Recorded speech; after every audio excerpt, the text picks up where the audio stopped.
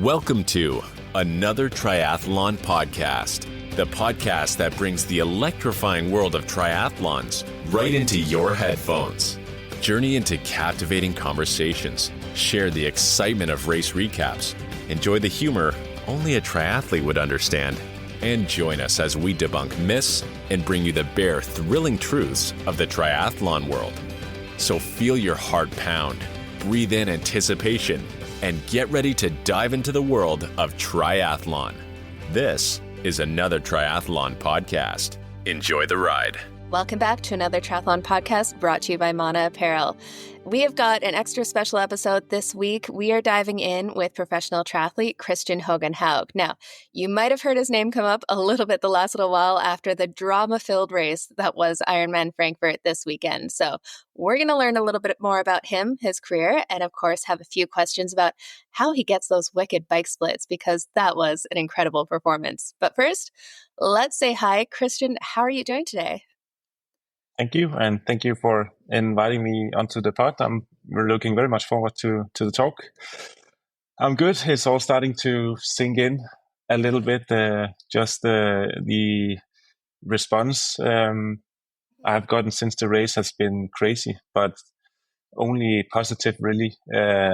It's next level to everything I have experienced with any other race, to be honest. Yeah. Well, we definitely look forward to diving more into it, and I'm joined, as always, by Josh and Fede. But why don't we dive in, Kristian? Just tell us a little bit how you came into the world of triathlon. It sounds like you started a little bit later. It's actually it's definitely not the normal way into it, I would say. I've always been very interested in sport in a way.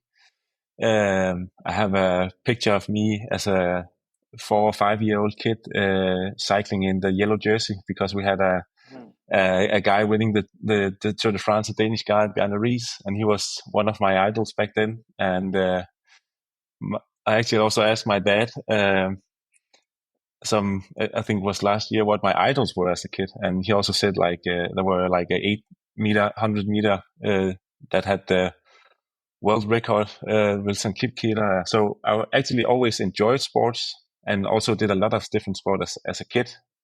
But then when I grew a little bit more up, like at 14, 15, I started playing a lot of computer and a lot of World of Warcraft. And that's also pretty much where, I never really found before that a sport that I was really good at. Maybe the best I was at was badminton, but far away from any elite. And but then I started playing a lot of computer, and that was very fun, but that's definitely not how you get fit. And I remember my dad even bought a trampoline to get me and my brother outside, because we were at that level where he got frustrated that we played so much. Yeah. And then after the gymnasium, I started on like a folk high school. It's something we have here in Denmark. It's a school you go to, but you don't take an education. It's more like you live on the school, and then you can have all sort of different lectures. So it could be, you could have triathlon as something you do, or football or stuff like that. And I went to one with sport just to develop myself as a human, and also just try out different things. And their triathlon was one of the what do you call it, like lectures or something we had on the school.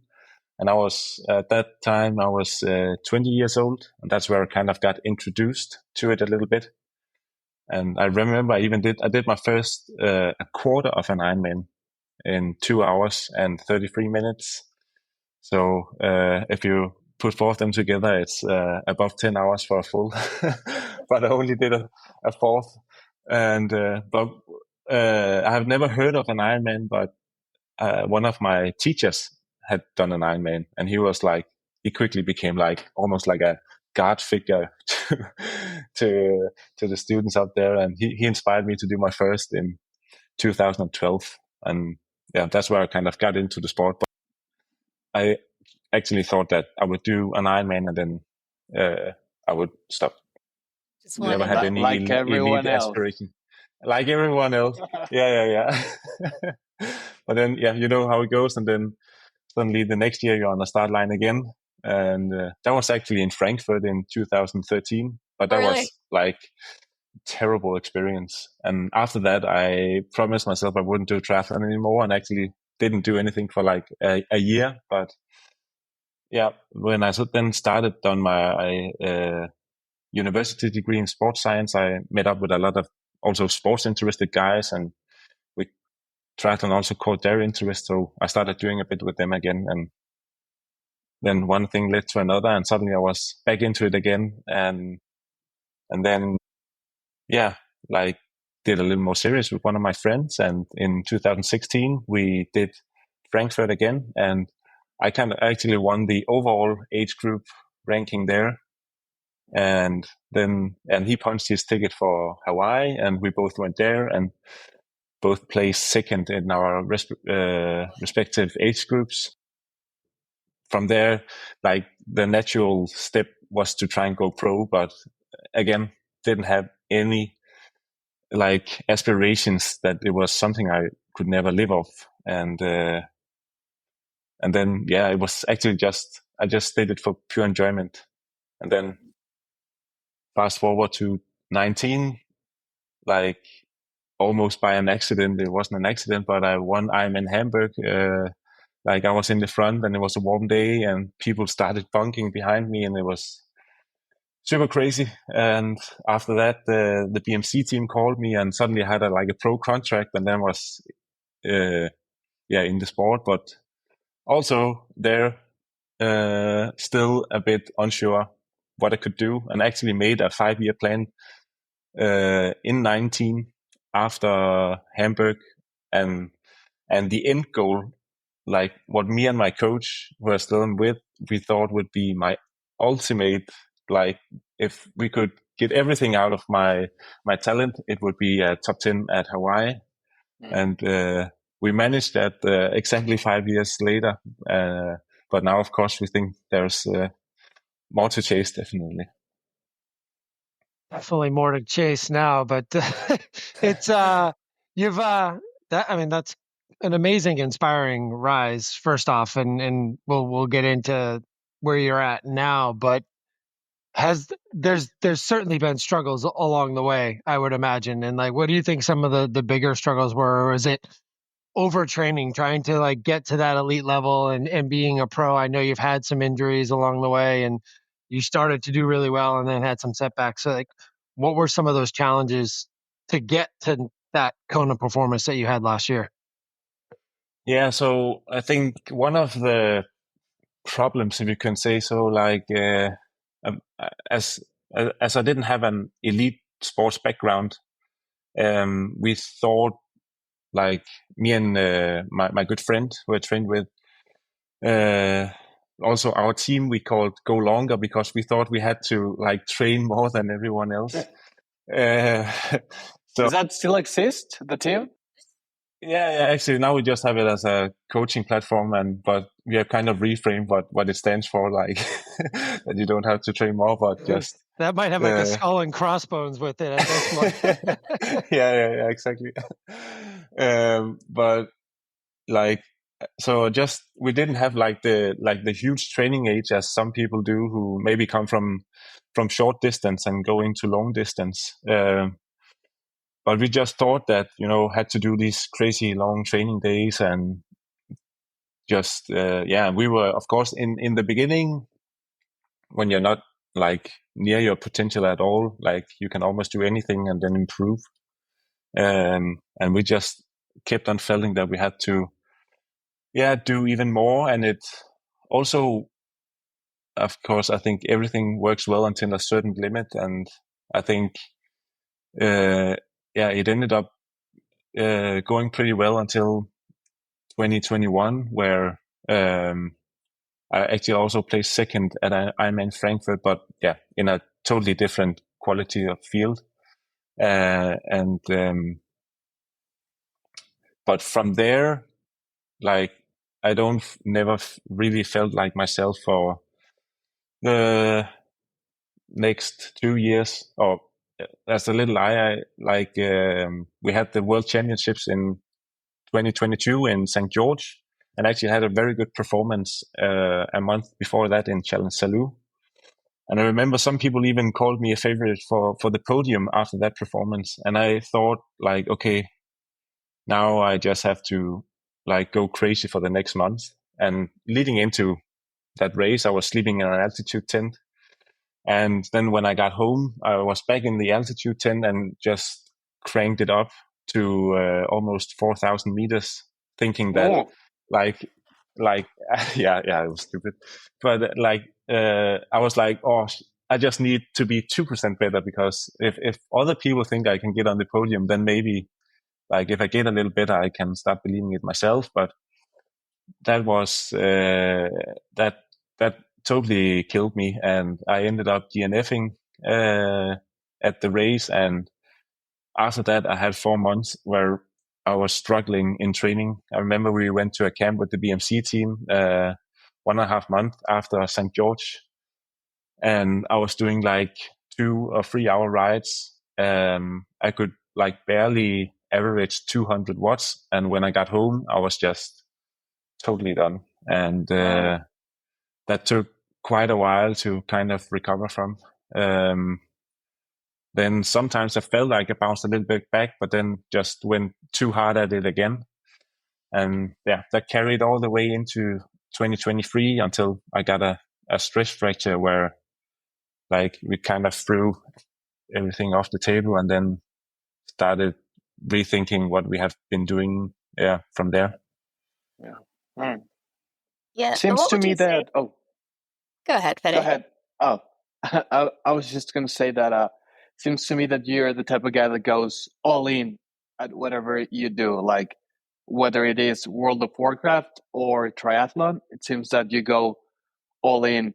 And I wanted to ask you, after your first Ironman, and then what changed mentally, and that you were like, okay, let me pursue this. Let me see where can I take my body. Was it like a personal challenge? Was it like, okay, let me do this next one in a way that it's a pleasurable experience? And then what led into, okay, second place in Kona, let's see if I can go pro? Was it a matter of, let's see how better I can be? Or was it, I just want to compete with the best of the world, or maybe a mix of both? I was actually, just even for my first Ironman, and I was quite serious actually. And also for the second one, I as an age group, I got a coach and really wanted to do very well. And then it was a completely disaster. But I think actually like what changed was that in 2015, I just started with my coach, and he told me that I think you can be very good at this if you start taking it a little bit more serious. And looking back, I wasn't taking it serious before, but I was just, doing a lot of training, but I was also going to bed at 1 or 2 in the evening, but still getting up for a swim at 5 in the morning. But I remember sometimes with the swimming, like when we were just standing, when we were standing still in the water, and the coach was telling us what the program was. I remember sometimes I was, where you have the moments where you almost fall asleep. But right. And I don't know how I pushed through those moments, but I think I just enjoyed it so much.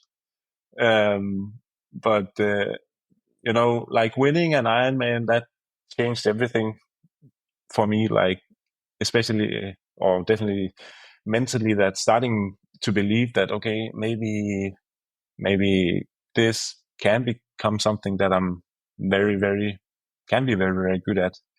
But I've had like so many doubts still. Actually, only until this year, where the contracts I signed when I kind of got a pro contract was only like 1 year at a time, and I still had so much doubt in myself that like most of the year I was just afraid that I wouldn't perform. So then at the end of the year, I probably wouldn't be doing triathlon.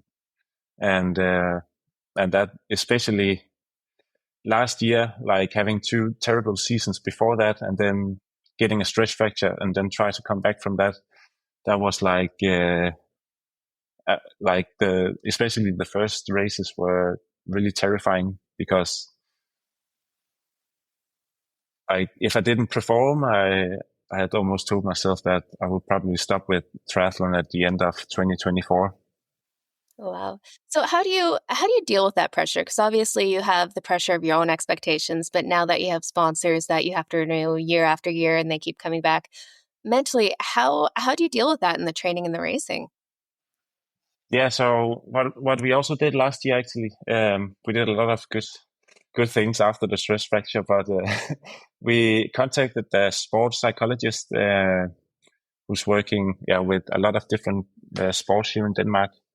And also because we thought, like, me and my coach were both a little bit nervous that all of the anxiety of like racing would kind of drag me a little bit down. So started working with him, and he kind of, like, it was just so nice to hear his perspective on things that, of course, everyone has anxiety, or not anxiety, but we are like have fear, or we all get nervous. And he told me and that just stuck with me, that all the, like, thousands of years ago, all the people that didn't fear the saber-tooth tiger or eat the poisonous berries, they all died. And now all the people that worried way too much, we're all still here.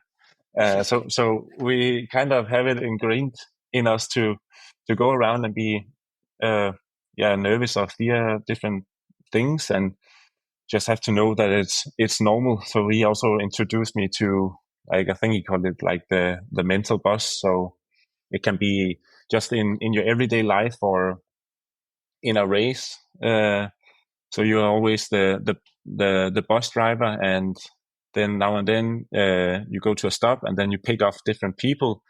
And when they go in the bus, some of them will still tell you terrible things, that you're worth nothing, or this is never going to work out. You got to find a normal job.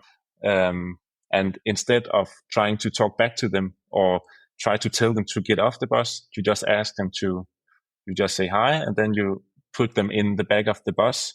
And then at one point they're going to leave the bus, but then of course new ones are going to come in, but you don't have control over that. You just acknowledge that they're there, and then tell them to go back in the back of the bus. So that was one thing that really helped me quite a lot. And also we started working a little bit with, we tried to make like a value set. So you can have that like in your everyday life and in racing. And so I think it made like a good value, like some values that I wanted to represent in my normal life. And so I had them to stick with, and also in racing, some values that I could act, so I could act accordingly to those values. And then if I just did that, then the race would be a success, so to speak, no matter like the outcome. But as long as I acted according to my values and not on my feelings in the race, then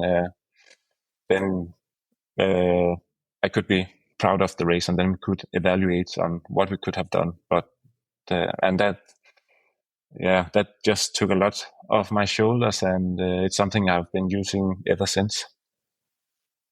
Do you do anything specific on race day morning in terms of those nerves bottling up, and like, how do you get rid of them, and how do you clear your mind before the swim and get ready to go? I think the bus example is an awesome one, but at the same time, you're like the lead bus or the lead car, and then there's another bus behind you filling up, and that's the bus that you're worried about catching, because you're just gone. You're like 8 minutes ahead of everyone else. But before the race starts, how are you clearing your head? Because I think we all do that in different ways, and everyone who's part of this sport or anything in life before something. What are your new approaches that you've been able to work on? Yeah, so previously I've also thought like I had to kind of hype myself up or be like, okay, let's get ready to go. But my strategy now is just like, I'm just really appreciating that I'm just able to race.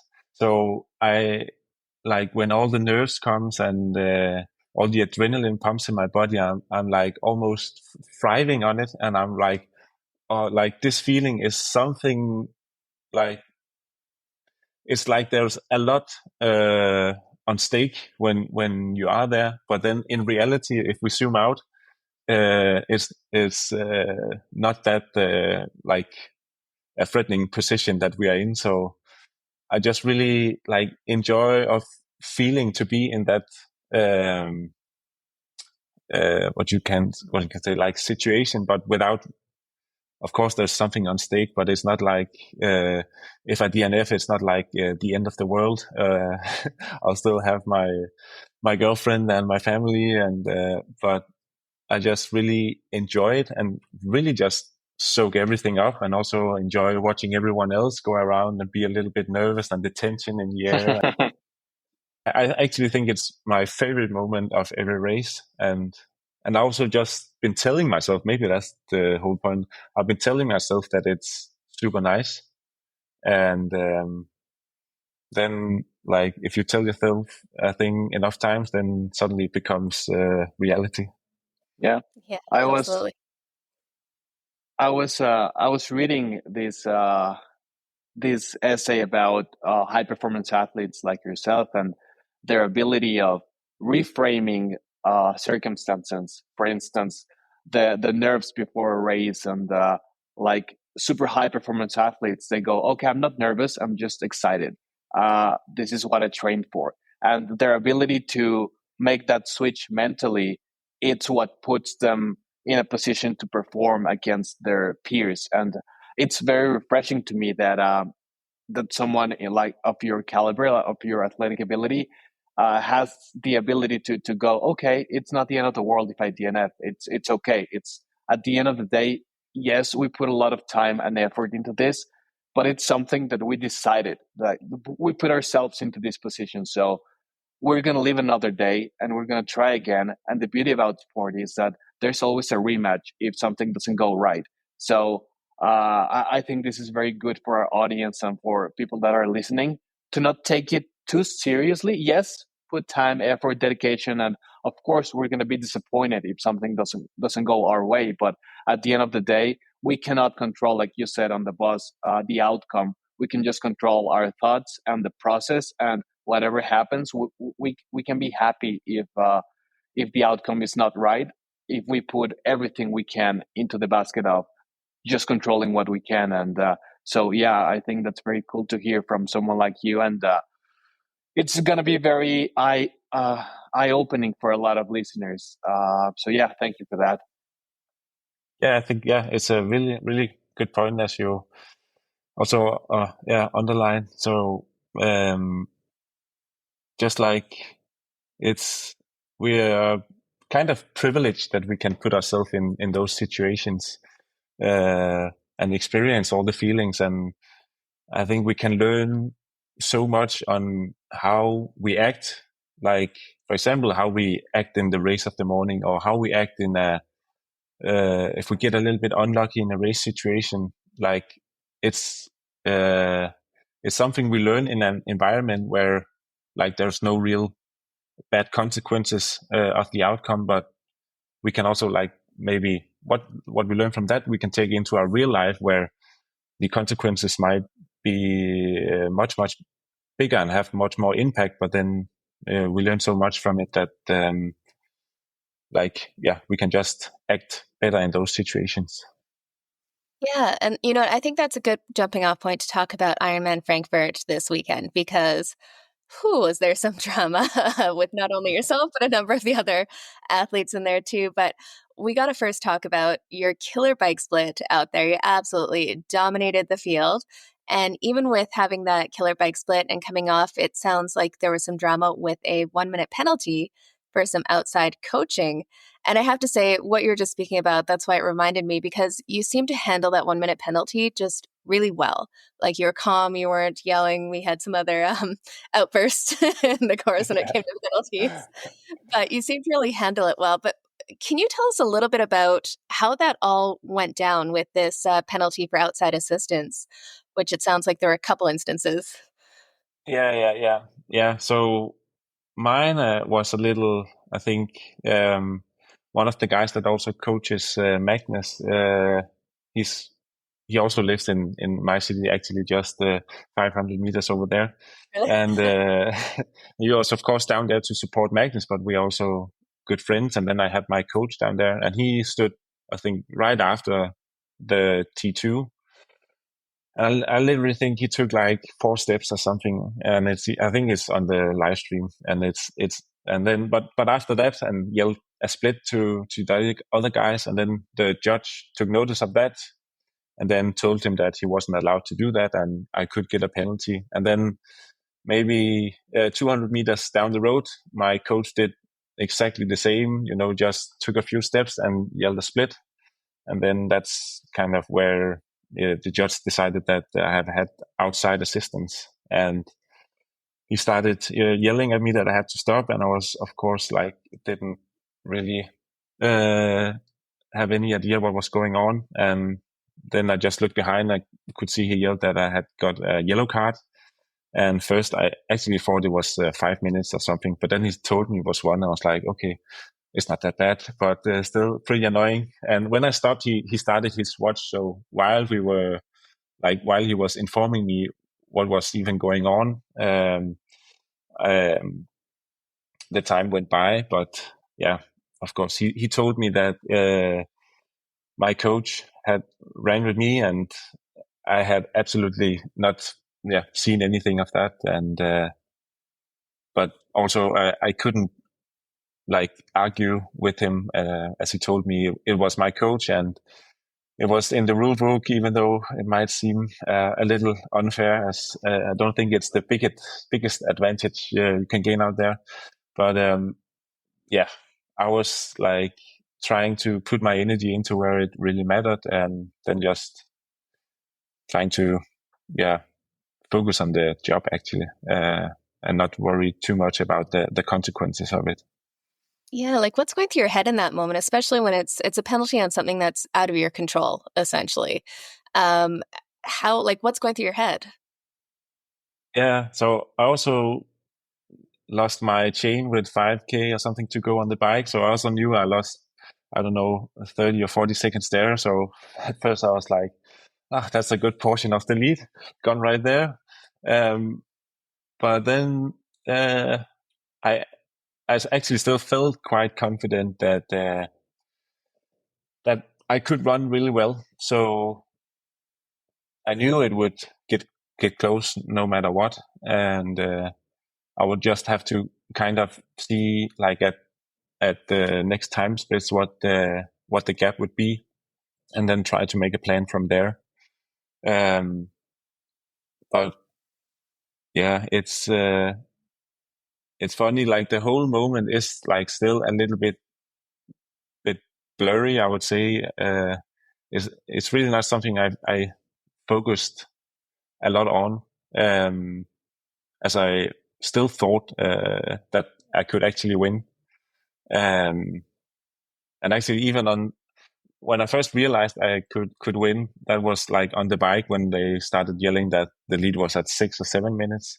I actually had a brief moment where that's the first time it really hit me that I could win. I could instantly feel like I got goosebumps because I thought of the finish line, and my eyes even started tearing a little bit up, and I was like, whoa, okay, focus back on the job. And from there I kind of promised myself not to think too far ahead, and maybe that was also what I did in that moment, don't think too far ahead of the consequences that it can have, and try to stay as present as possible, and then do what I can. And that's a quote my coach tells me almost every second day, this is what's happening right now, you're doing the best you can, and then don't worry about it.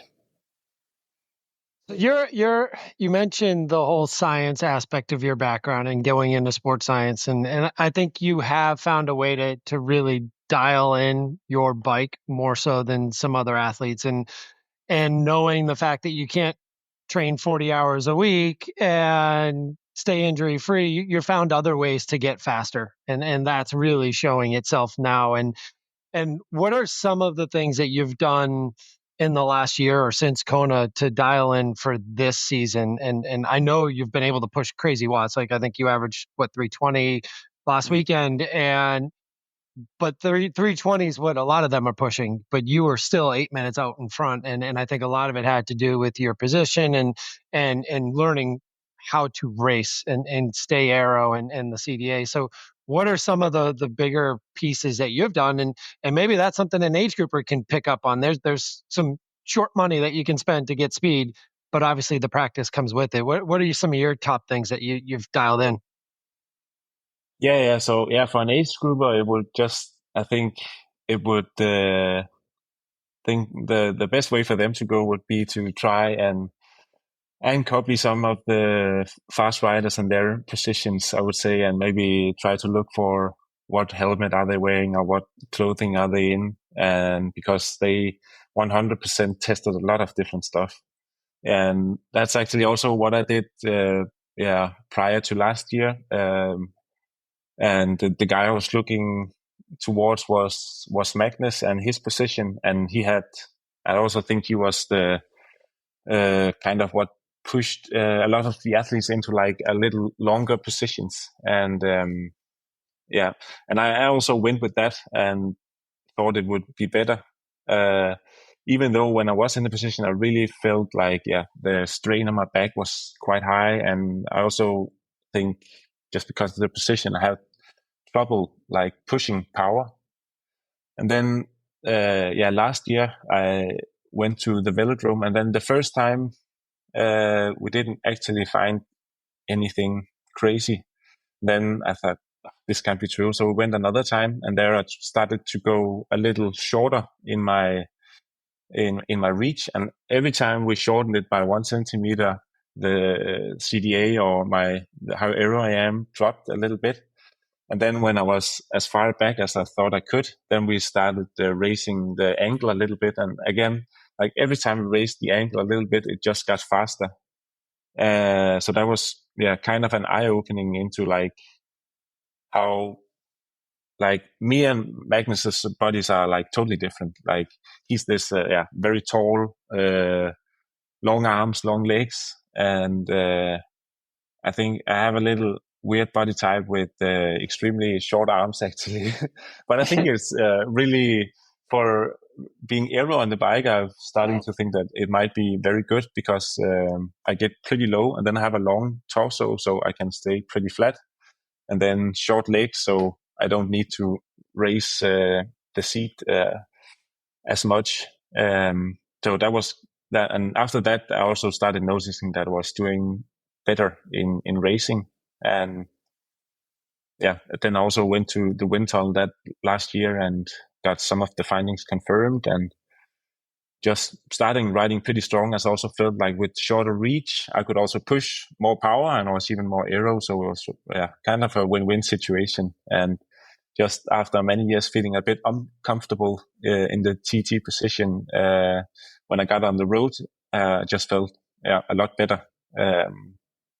And then this year new partners just took it a little step further. And like I know for my size last year, my CDA was really good. And then this year we got it pretty low, I would say, even for smaller guys. So yeah. There's a correlation between CDA and power efficiency and CDA. I know there's some guys that say, okay, get me the lowest CDA. I don't care if I can push 150 watts because I'm super aero. What's the trade-off here? Do you look for a balance? Are you more CDA inclined? And second question of this part is, did you really consumed 135 grams of carbs per hour on during the bike ride, and how did you train your gut to tolerate that? Yeah, so I'm definitely more towards just the CDA and trying to be as aero as possible. I have come to realize now also that, of course, CDA is not everything. Like sometimes you can take some decisions. For example, let's say you get 1 or 2 watts slower by going 1 centimeter higher up in stack, but then you actually also gain a lot of comfort in that position. Now I'm like previously, maybe like for example, just last year, I would maybe have thought that then I would just go with the very low stuff. But I think it can be worth to make some trade-offs now and then. And I've also now lost my chain on the bike for the last 4 races, and maybe if I put on a chain catcher, I will lose 1 watt, but I won't lose the chain. So that's also something I'll have to look into. So stuff like that. And also maybe also just even like a helmet, like there are tons of different aero helmets that one might be a little faster, but then you have another one you feel more comfortable and more ventilated in. So then I would actually just go with that, even though it might be a little slower. But of course, also all these small things can also add up. So it's not like on everything you have to go with the comfort, but I would say, it's a decision of what type of race I would also say you're going into. And then, the carbohydrate thing, So the 135 grams were like the average over the entire race. So that's also with the swim included, where you don't take any carbs. So I think on the bike, I aimed for 170. And then on the run, it was 120 grams. And I think, I don't know if it comes down to my age group days and stuff like that, but I remember like also studying on the side. It was always sometimes a little tight, and I remember a lot of the time I ate like a big lunch and then went for a run 10 minutes later, and I just did that for years, and also with dinner and stuff like that. And so I don't know if that helped in, like, I literally don't have any knock on wood gut issues. Like my stomach can tolerate quite a lot, but then of course I also try to avoid fibers the day before and in the breakfast, just to be 100% sure that I don't have anything unnecessary like lying in the digestion, and that's also probably a good factor. Yeah, absolutely. Now, the one other thing I wanted to ask about is in the race in Frankfurt. So you amassed this massive bike split in there, and you're setting records for the times overall and making up time on athletes like a Kristian Blumenfeld. How does it feel on the run, kind of knowing that these guys are chasing you down? Like, you have this big lead, and like you said, you thought for a minute there that you were absolutely going to win it on the bike and had that emotional response. What's going through your head, or is there anything you can do really when you hear these time splits coming down to the people behind you? Yeah, so the thing I can do is just try to do what I can do the best, and that was try not to overpace, and then try to stay cool, hydrated, and get in my carbs. So that was kind of the number one priority. And then it's actually just a long waiting game in a way. Like you can see the time drops a little bit, but I also thought I could see like I lost maybe 1.5 to 2 minutes per lap. So I also knew that if I kept my pace, it would come down to almost like a sprint finish in the end. So that was actually what I was kind of preparing for, that I felt quite comfortable also going through the first half marathon, and thought, okay, I'm going strong, so I'll just stay with this pace. And then I thought that, okay, if I keep feeling like this and they catch me, maybe I can try to see if I can increase the pace. But yeah, that's not exactly how it went. I bunked a little bit at the 30K mark, and from there it's kind of just damage control, or then also these thoughts that I think when I kind of bonked, I was down to running 4 minutes per K, and I had no idea if that was kind of the lowest point I would get down to. Like, I have been into races where kind of you first slow down and then you run a couple of Ks at that pace, then you slow it down another time and then you slow down again. And I knew that if I was running slower than 4 minutes per K, then Kasper in third would catch me, and Gustav was also running strong. So yeah, that was kind of terrifying, as I still had like almost 12K left at that point. But so there you have to like really take it, one kilometer at a time, and just still focus on all like nutrition and cooling. Well, you broke up the Norwegian, all Norwegian podium there, so kudos for that. Yeah, that was good.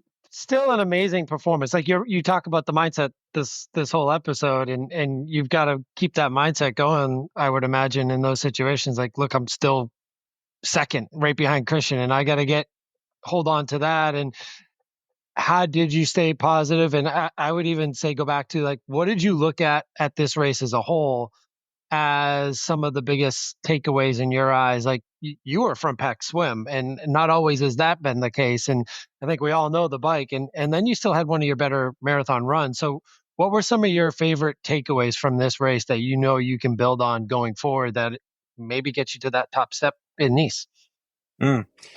Yeah, so I always been like, I like to be like home and in my own comfort.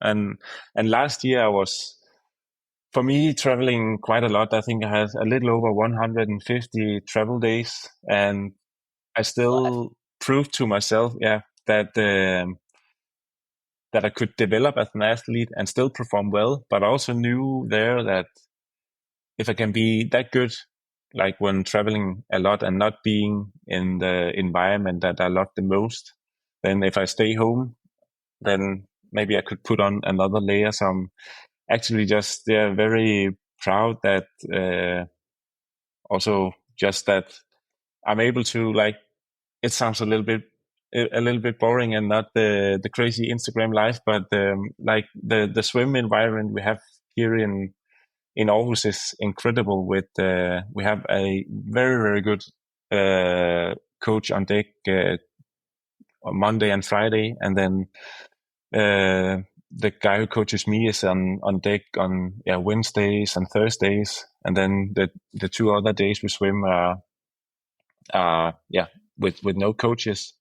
But I knew that if I had to improve my swim, I had to stay home for as long as possible and be very consequent with being at the sessions. And then I knew I could like get the last year I had been lacking like just the last 60 to 90 seconds to the front group, and so far it has been closed down. I still don't feel comfortable that I would make it every time, but like I have to stay in this swim environment for that to happen.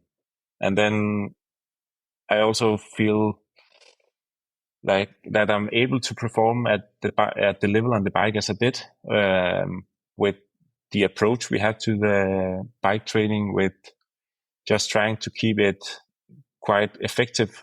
So our philosophy was that if we just keep the bike training effective with trying to keep the warm-up pretty short, don't ride a lot of zone 1, because maybe I'll get a lot of the like easy endurance on my run and on my swimming, then maybe I'll have more energy for, like, for example, the intervals, or just for overall recovery. So it's very comforting that some of the like choices you make, you get the outcome that you kind of expect. And of course, we have also made a lot of other different choices last years where we didn't get the outcome that we wanted. So I just think we slowly get sharper and sharper.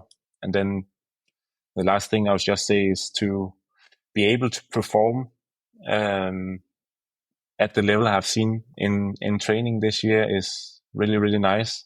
Like sometimes I get on Strava and see guys doing world class training, but they never seem to get it out in racing. And so just to be able to also perform on the day that matters is, I think, a nice skill, if you can say that, to have.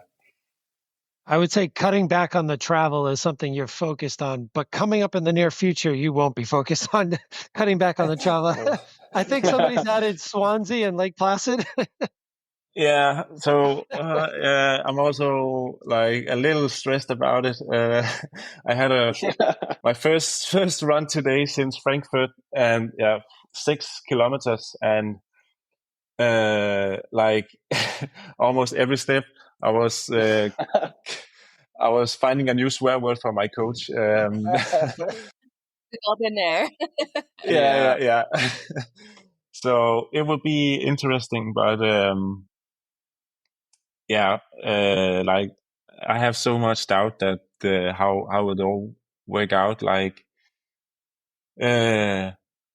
there, I really fear that maybe I can't perform at those 2 races, and maybe it will also come with a cost that, like, this week is more like a recovery week. I hope to get into good training into next week, and maybe I can like train over Swansea, so I don't have to taper for that, because then I'll have another taper leading into that, and then after Swansea there's 1 week to Lake Placid where I also have to taper, and I'll have to taper after Lake Placid. So suddenly it's like 4 weeks out of the window. So the challenge of trying to get in some quality training while still feeling relatively sharp is going to be pretty big challenge. I don't feel 100% that we'll nail it. So and also, as you said, it's going to come with a lot of traveling. So I'm going to be a little bit challenged on that. But it will be a fun little experiment. Yeah, totally. See how the body responds. So this question, it's I'm asking for a friend that his name starts with an F and ends with an Ed.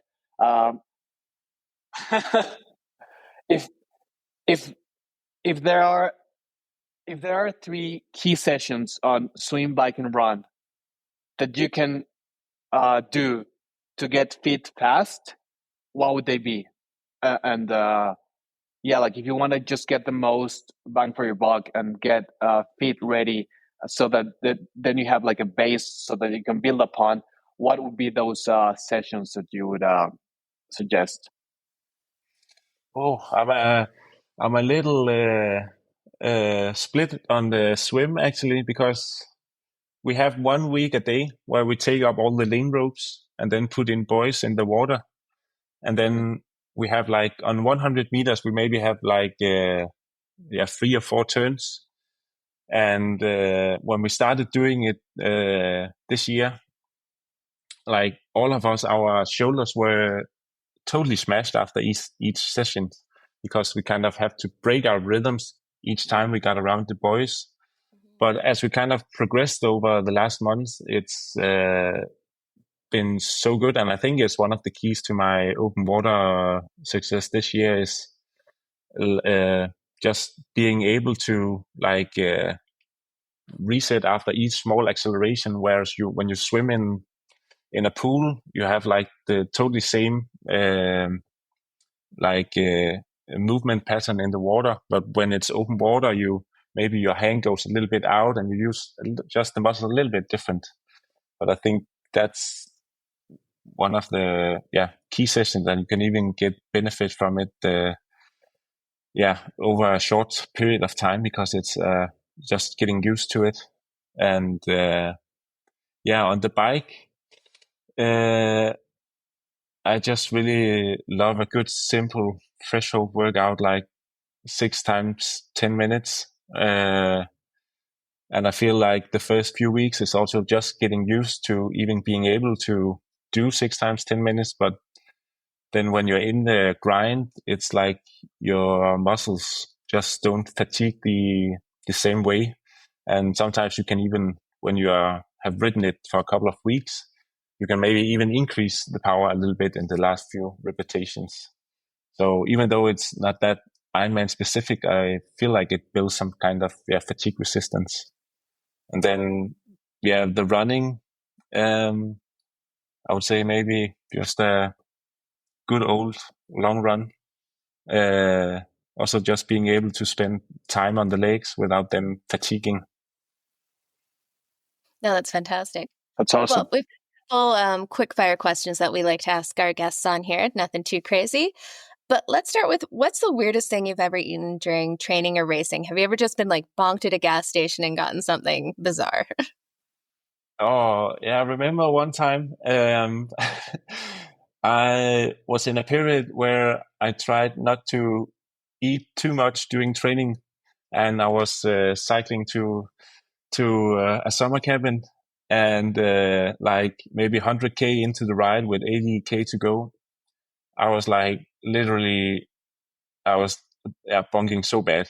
And then like here in Denmark in summertime, we have a lot of strawberry farms, and then sometimes they put out their strawberries in like just in the front of their garden, and then you can buy a little box of strawberries.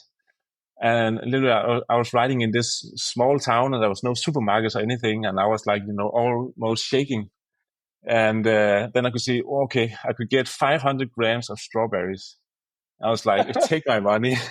And then I sat there eating 500 grams of strawberries. So, and that's a big portion. Yeah. And then after I was like, oh, okay, that was good. Now I'm ready for the last 80 kilometers. Then I went on Google and then, okay, how many grams of carbohydrates are there in 500 grams of strawberries? And it was like 20 grams of carbohydrates. So I was bonking completely bad, but I was also like so full that I couldn't almost bike on my bike. That was terrible. And that's why we do the sports drinks. A lot more carbs with a lot less. Yeah. That's a good one. I like that. If you had to race an Ironman with another pro, who would it be and why? So this could be someone who would push you to go faster, or just someone who'd be fun to spend the time with to do an Ironman distance. Yeah, I think it would be my good friend Kristian Høgenhaug, who we started together as age groupers, and also us that kind of made it a Go Longer team, and we have just been in the sport quite a lot together. So, and it's been quite a lot of years since we raced each other, but it would be nice to kind of have the experience together and kind of just remembering old days. I like that. Next one is, if you had to add one discipline to triathlon, so fourth discipline, what would it be? And we're looking for something that would give you an advantage. So is it a World of Warcraft tournament beforehand, or what would you add in there? Mitten. Yeah. Maybe chugging a few beers. Maybe I think I won that competition on the podium at Frankfurt over Kristian. So maybe I will have an advantage there. I like it. And strawberries could be there. And strawberries. You don't wait to do the beer mile after the race like Skipper. You're going to do it before the race. Yeah. Oh my goodness. Next one. So do you have a guilty pleasure or pump up song that you listen to before hard sessions or a race? Yeah, sometimes I actually just like to award myself with a bit of candy before going into a session. Like if I have a really good session, I'll maybe go over and buy some candy and then get pumped in that way. That's probably my guilty pleasure. I like it. And then the last one, what's a piece of advice that you've been given over the years that's really resonated with you? It's 100% the quote my coach keeps giving me with this is what's happening. I'm doing the best I can, because it's something I can kind of using in everyday life and in racing.